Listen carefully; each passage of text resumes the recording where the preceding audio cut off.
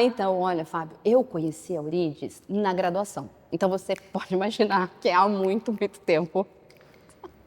Há muito tempo atrás. Mas na graduação, quando ela me aparece, assim, eu posso dizer que ali eu conheci muito pouco da Eurídice, né? Ou até que eu era, na verdade, muito pouco para a Eurídice. E aí agora, com a chegada, né, com a retomada, né, a revivificação da obra, né, com a Flip, né, então começou, eu voltei para a Eurídice um pouco antes, porque eu não sabia ainda que ela ia ser homenageada na Flip, mas já estava conversando com a Cris, com o pessoal da Edra, já sabia que ia ter a reedição, e nisso já comecei a reler, então quer dizer, tem aí alguns meses que eu venho relendo essa obra. E para mim ela é uma desconhecida ainda. Ela é uma desconhecida, porque é uma obra que eu considero difícil, muito difícil, porque embora ela seja concisa, e há poemas que eles aparentemente 3 linhas, 4 linhas, ou então poucas palavras, versos curtos, eles te abismam num silêncio, né? Então, a poesia, quando ela te leva... A maioria da poesia te leva a buscar uma outra imagem fora dela. E eu acho que a Eurídice me leva para um silêncio. Estar diante do silêncio é algo assustador, né? Para mim, pelo menos, estar diante do silêncio é algo assustador. Então, a poesia dela, para mim, é difícil porque me coloca numa responsabilidade de sustentar o silêncio, né? E tudo que vem com ele. E porque tem nela, e eu acho que vou falar um pouquinho disso hoje também, uma respiração difícil. É difícil de respirar no poema da Eurídice, porque as quebras que ela faz, né? Então, os intervalos, né, no verso, né, o corte que ela faz, não é, um contato fluido que você tem, ou uma respiração ampla, você tem uma respiração quebrada. E isso que dificulta, te faz entrar mais em contato com o seu corpo. E com a dificuldade de respirar nesse momento contemporâneo, porque a gente não está respirando o tempo inteiro. A gente está o tempo inteiro asfixiado, é poluição, terror, é medo, a gente está sempre assim. Só que o mundo, o automatismo leva a gente a desencanar disso, né? A não prestar atenção. Mas quando você está lendo esses poemas, e esses poemas te levam a quebrar os versos na metade, parar, puxar o ar, né?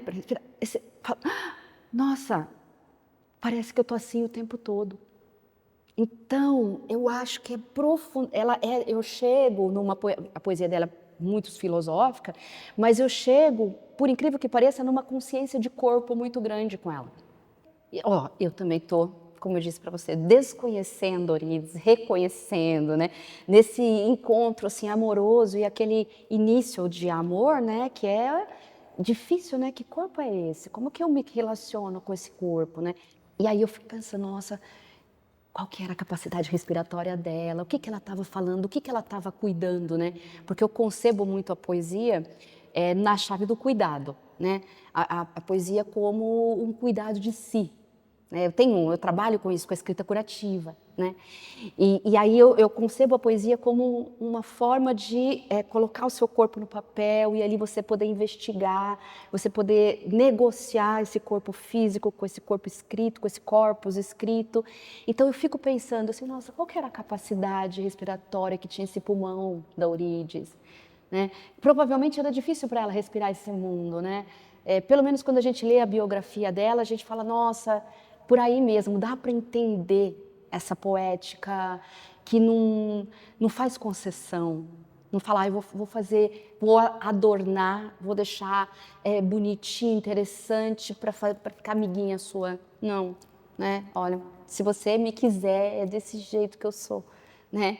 Meio falha, né? Porque eu acho que a palavra falha, né? Porque é a fala, mas já com esse H que se intromete ali e fala, olha, essa falência respiratória até. Para mim, poesia tem que ser lida em voz alta. Ela pede isso, né? Ela pede chegar, né? Porque a voz é isso, né? Esse extensor nosso, que o corpo chegue em outros lugares, né? É diferente da prosa, porque na prosa você tem aquele mergulho mais intimista ali e tal. Eu acho que a poesia é um corpo, eu costumo dizer assim, né? Enquanto a prosa, ela está deitada no papel, né? Convida a essa cama, vamos dizer assim, a poesia, ela está ereta, né? Os versos, assim, te colocam numa posição ereta. Então, é uma posição de falar mesmo, de vocalizar, como você disse, né?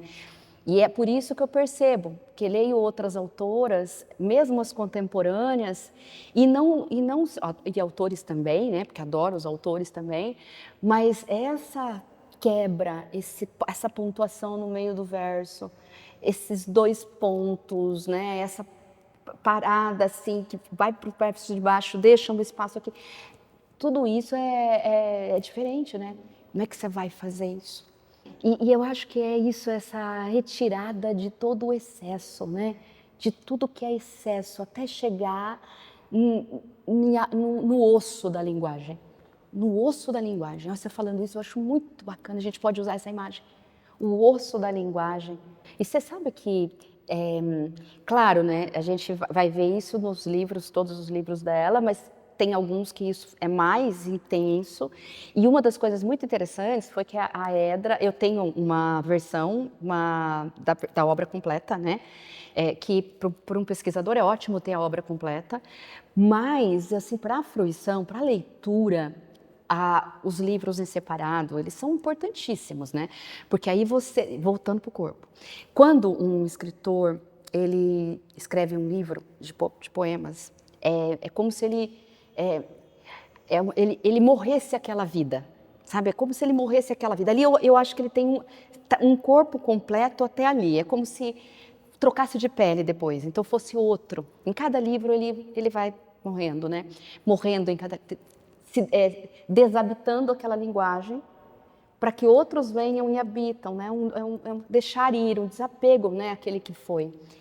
E aí, quando a gente entra em contato, então, que agora eu recebi os livros que já são dessa nova edição, que são os livros separados, é maravilhoso, porque daí você percebe essa constância de todos os livros se abismar no silêncio.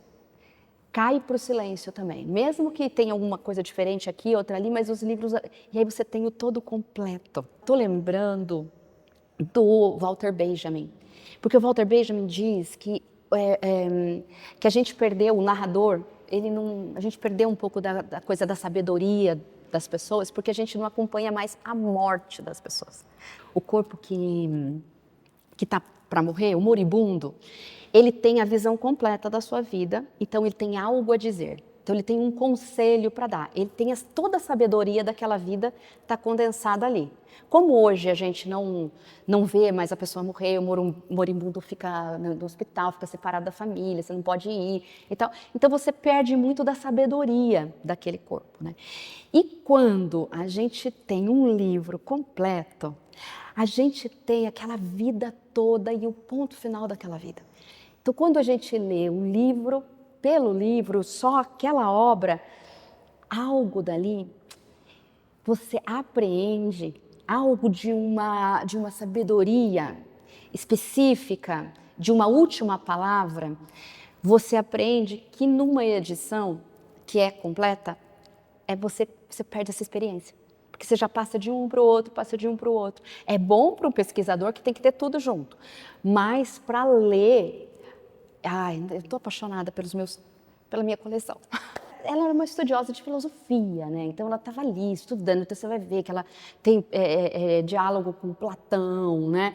Com Kant, ela vai fazer todo esse...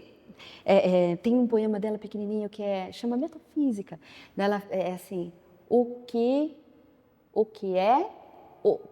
é, né? Então ela está fazendo esse processo, né? Esse trabalho que eu acho que é para chegar numa transcendência.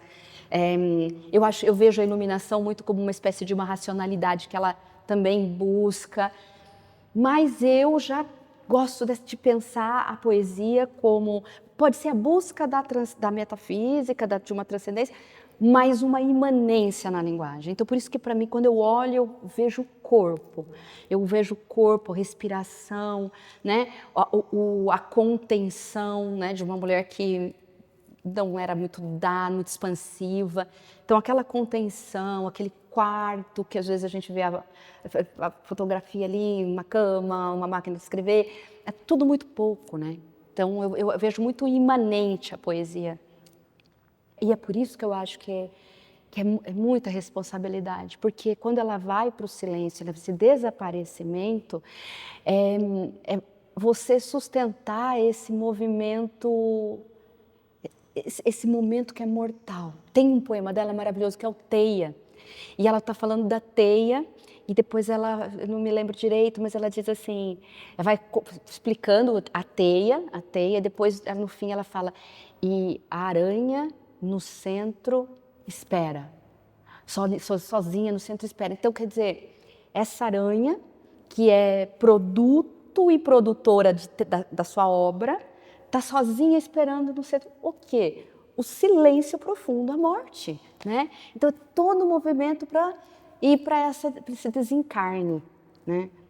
Mas esse desencarne é físico, não é só um desencarne de pensar a morte ali, né? Mas ela é a coisa acontecendo, o corpo acabando, se lapidando, né? A gente vai perdendo as nossas células, né? A gente perde, em 7 anos a gente se refaz todo, mas a gente aos poucos não vai se refazendo mais, né? Então, eu acho que é isso, é esse corpo se despedindo mesmo. Chegando no osso. Chegando nesse osso da linguagem.